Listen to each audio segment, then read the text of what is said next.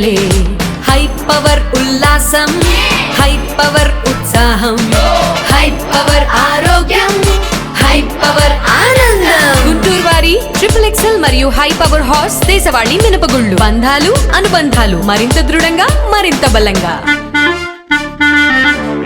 గుంటూరు నగర మేయర్గా కోవెలమూడి రవీంద్ర విజయం సాధించడం గర్వంగా ఉందని కేంద్ర గ్రామీణాభివృద్ధి కమ్యూనికేషన్ శాఖల సహాయ మంత్రి డాక్టర్ పెమ్మసాని చంద్రశేఖర్ వ్యాఖ్యానించారు. గత 20 సంవత్సరాల నుంచి ఆయన టీడీపీ కోసం అంకిత భావంతో పనిచేశారని గుర్తు చేశారు. సార్వత్రిక ఎన్నికల్లో ప్రతిసారి తన సీటు త్యాగం చేశారని పేర్కొన్నారు. సోమవారం పెమ్మసాని చంద్రశేఖర్ మీడియాతో మాట్లాడుతూ గుంటూరు నగరం అభివృద్ధి సాధించాలంటే బలమైన ప్రతిపక్షం ఉండాలని తెలియజేశారు. వాళ్ళ ప్రజా సమస్యలపై పోరాడితే వాటిపై తాను సానుకూలంగా స్పందిస్తామని చెప్పారు. నిజమైన కార్యకర్త అయిన కోవెలమూడి రవీంద్ర మంచి జరిగిందని చెప్పారు. వ్యక్తిగత ప్రయోజనాల కన్నా రాష్ట్ర ప్రయోజనాల కోసం ప్రజా ప్రతినిధులు కృషి చేయాలని పిలుపునిచ్చారు.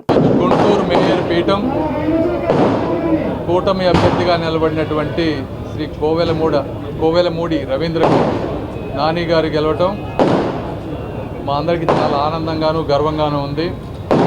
మొట్టమొదటిగా దీనికి సహకరించినటువంటి తెలుగుదేశం జనసేన కార్పొరేటర్లందరికీ అదేవిధంగా కూటమి ఇంక్లూడింగ్ బీజేపీ నాయకులందరికీ ముఖ్యంగా దీన్ని కోఆర్డినేట్ చేసినటువంటి మా ఎమ్మెల్యేలకు అందరికీ కార్యకర్తలందరికీ కూడా కృతజ్ఞతలు ధన్యవాదాలు.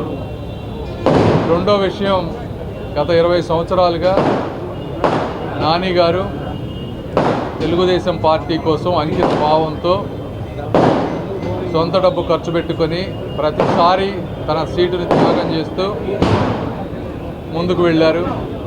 కాబట్టి నిజమైన కార్యకర్తగా ఈ రోజున తెలుగుదేశం పార్టీ శ్రీ నారా చంద్రబాబు నాయుడు గారు, శ్రీ నారా లోకేష్ గారు, అదేవిధంగా సహకరించినటువంటి పవన్ కళ్యాణ్ గారు, పురంధేశ్వరి గారు అందరూ కలిసి ఈరోజు కూటమి అభ్యర్థిగా నాని గారిని ఇచ్చి ప్రోత్సహించినందుకు వారికి కూడా ఇంకొకసారి ధన్యవాదాలు తెలుపుతా ఉన్నాం. మూడవది, ఈరోజు చూస్తే వైఎస్ఆర్ కాంగ్రెస్ పార్టీకి కూడా దాదాపుగా 25 మందో ఎన్నో కార్పొరేటర్లు ఇంకా ఉన్నారు.